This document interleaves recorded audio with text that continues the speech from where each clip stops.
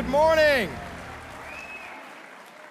Wow, thank you so much, Ralph, for that warm introduction. Ralph Reed is such a dear friend and such a leader in this fight. Faith and freedom, both in the name of this coalition, both under attack, as you know.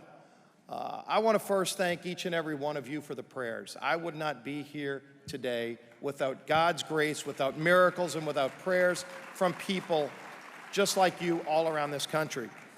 Also want to thank Tim Head for heading this up, the road to the majority. We all know what's at stake next year. We all know why we need to get the majority back and try to right what these Democrat socialists are trying to do to undermine the values, the faith, the freedom that this country's built upon. You can see it all around. What is under attack in America right now? The very foundation of the values that make this country great, the very freedoms that people gave their lives for to make this country the beacon of freedom all around the world. This is the place. We are not going to let them take those freedoms away and change this into another failed socialist experiment.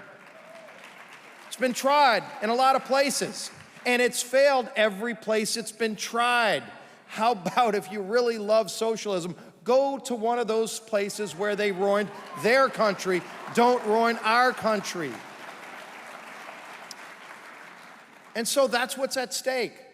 But the good thing is, when you look at all the people here, isn't it good to be in person again, seeing friends again? The great state of Florida is an example of this contrast, and we're going to talk about this. Why Ron DeSantis has done such a great job in Florida. Look at Florida versus New York. You can't have a better contrast. Not just about leadership, not just about following science, and oh, by the way, also using common sense. Seems to be a dearth of that in Washington these days. But just look at what happened yesterday. The United States Supreme Court in a 9-0 ruling stood up for religious freedom against the city of Philadelphia trying to take that away. Unanimous decision. And in just a few months, this new United States Supreme Court will take up maybe the most significant pro-life case since Roe versus Wade, the Mississippi case, and I can't wait to see that ruling with this great new Supreme Court filled with 3 justices that Donald Trump appointed who actually believe in the Constitution as it's written. So we know how our freedoms are under attack. Just look at what they're proposing. President Biden has just proposed in his budget to gut and take away the Hyde Amendment protections. You know what that means. Hyde language since the 1970s. That's actually been one of those unifying bipartisan understandings that, yes, there's a disagreement in Washington on life. And what a great speaker I got to follow in Ann Wagner, who is defending life with the Born Alive Act. But Hyde Amendment says, regardless of where you are on abortion, no taxpayer funds should be used to provide abortion. And both sides actually agreed on that for decades. Not anymore. The left has gone so far nuts that they actually want to try to take Hyde away. We will not let them take away Hyde protections in Congress. But it's an important example of where we are, because this is not your father or your grandfather's Democrat Party. When you think about the Born Alive Act, a baby's born alive outside the womb. Look at the polling on this. People who identify as pro-choice think that's crazy. When my staff came to me and said, sir, we need to have a law to protect this from happening, I said, why do you need a law? It's murder. Isn't murder already illegal? And they said, not in some states. Think about that. In the state of New York, they are killing babies born alive outside the womb and calling it abortion. And so we bring a common sense bill that says you can't do it. It is murder like we all understand, and Nancy Pelosi will not let that bill come to the floor. So we have this discharge petition that Ann and Florida Congresswoman Kat Kamak have led the charge on. Do you know that when we filed that, I whipped that, I got all of our members, every Republican signed on, the record in the history of Congress for signing a discharge petition, which means you're going to go around the Speaker of the House and force a bill to the floor. We broke the record for the most signatures in a single day. Over 200 members of Congress on day one signed it, shattered the previous record. So there is a staunch pro-life movement that is growing in this country. However, there is a sharp contrast now that we all need to understand, and that is that there is not a single Democrat member of Congress who has signed on to that. Not a single one. 5 Democrats sign on, and that bill is on the floor, bypassing Nancy Pelosi, and it passes, and not a single one will stand up and say they're pro-life. That's how far radical socialist left they've moved. That's not where America is. That's not where most Democrats in America are.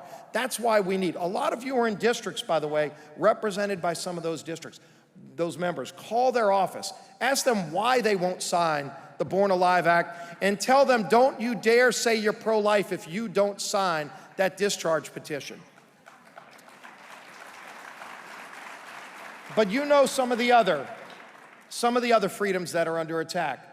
They're trying to take away all of our freedoms. This last year has been a classic example of that. My goodness, if you see somebody driving in their Prius by themselves with 3 masks on, you don't need to know what party they're in. You don't need to know what the bumper sticker on the back of their car says. I mean, some of this stuff is unbelievable. Again, let's get back to the science. That is not science. Some people are practicing more political science than medical science in this last year because they want to control your life. It's about government control versus freedom. And that is what socialism is. And so make no mistake, they don't want to let this go because they want to be able to tell you what to do. It's like that with everything. But they also want to take away other fundamental rights. It's not just life that's under attack. They want to take away our Second Amendment rights. We're not going to let them do that either. Now think about this. The last year you saw it waving across the country in Democrat-run cities, defund the police. One of the craziest, dumbest ideas I've ever heard, and I've heard, unfortunately, a lot of really crazy and dumb ideas. Look, I wouldn't be here today, as Ralph talked about, that shooting 4 years ago. There were miracles performed that day. True miracles. I've written about them. If you ever wonder if miracles exist, please come talk to me, and I'll give you a litany of things that you go, one, maybe this is a... By the 4th and 5th one, you're going, God was on the ball field that day performing miracles. All of us. Over a dozen members of Congress. They wanted to take out one lunatic gunman. But you know why? Not just the miracles, the heroes. Police were there that day with guns to counter him, and that's why everybody on that ball field is alive today except the gunman.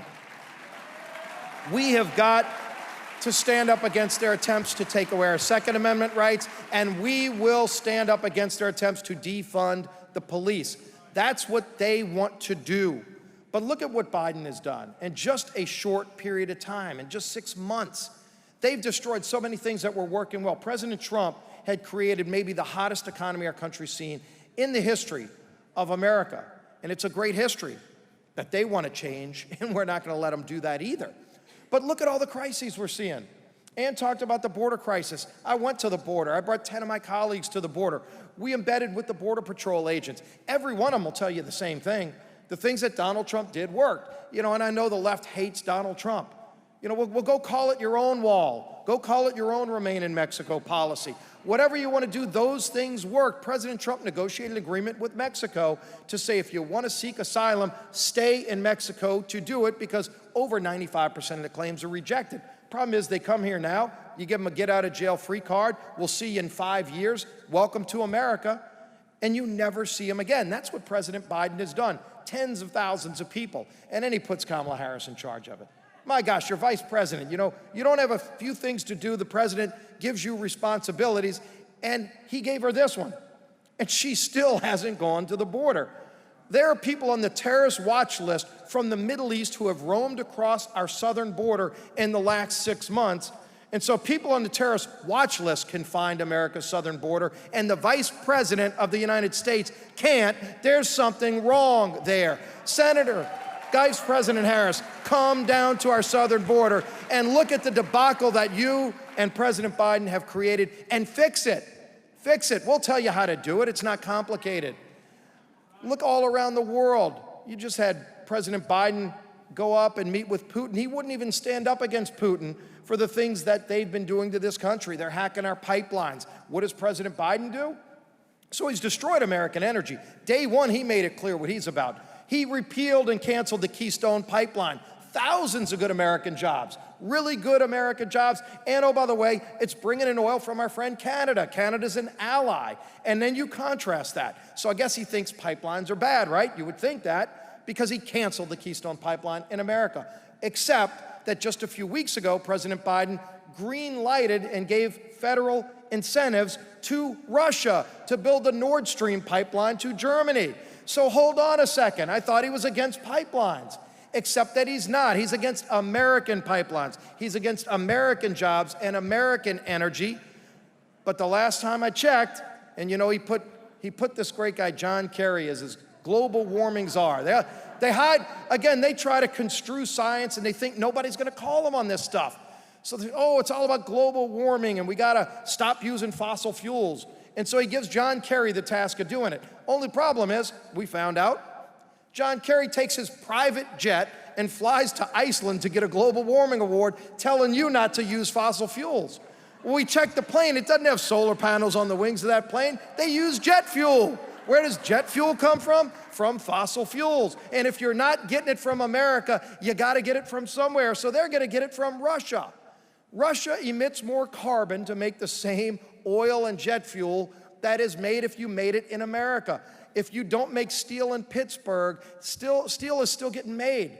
You know who's making it? China's making the steel. China emits 5 times more carbon than if you made it in Pittsburgh, and yet they're shutting it down here. So now let's talk about the science. This isn't about global warming, because if that's what it was, and if it was about carbon, you're emitting more carbon if you don't make things in America. So what is it really about? They have this religion that they say they hate fossil fuels, except they're hypocrites on this stuff. All of these things that they've been doing. John Kerry's not flying around using fossil fuels while telling you not to, unless it's hypocrisy. When Gavin Newsom in California says, don't hang out with your family at Thanksgiving because you're gonna kill everybody. Except that they found him out at his favorite restaurant with a bunch of his friends and nobody had masks on, and that's when people got it. This isn't about science. It's not about saving lives. It's about controlling your life. And that brings us back to Florida. So Ron DeSantis followed the science. I served with Ron. He's done a great job as the leader here, as the governor of Florida. But when Ron said, we're gonna open up Florida, they said, it's crazy, it's gonna kill everybody. They gave Governor Cuomo got an Emmy Award and a book deal. He killed thousands of seniors in nursing homes in New York because he didn't follow the science, and they give him an award. And Ron DeSantis took care of the seniors in Florida. And I'm gonna give you numbers because they hate using facts. They wanna deny science, they wanna deny facts. Unemployment is through the roof in New York. They have wrecked businesses and livelihoods like we will never know. Unemployment's one of the lowest rates here in Florida. So highest unemployment in New York, lowest in Florida, and they'll tell you, well, at least they saved lives. Except they didn't. One of the highest death rates from COVID. I wish there were no deaths from COVID. I wish we in Congress would investigate the origin of COVID-19. Pelosi won't do it. When we're in the majority, we will do it, and we will hold China accountable. They are covering for China right now. It's a Soviet-style cover-up. We're gonna keep calling them out on it. But if you look at the death rates, about 260 deaths per 100,000 per capita in New York, about 160 per 100,000 in Florida. That's how dramatically different and lower the death rate is in Florida, with Ron DeSantis opening the state up, but following the science. We have got to reject their crazy, radical ideas about controlling our life, because they'll say it's about science, you know it's not. They are wrecking our kids' lives by siding with the teachers' unions who don't want to go back to school, when all the science says the kids need to be back in school. It's safer for them, but they are losing a generation. Kids are committing suicides at higher levels. drug overdoses at higher levels. And the students across America that have been in the classroom are still learning at a much higher rate than the kids that have been kept out. We need to stand up for these children. There's never been a time more than today to talk about school choice. Let parents have the option. If the union bosses don't want to do the job, let somebody else do it. This is what is at stake in America.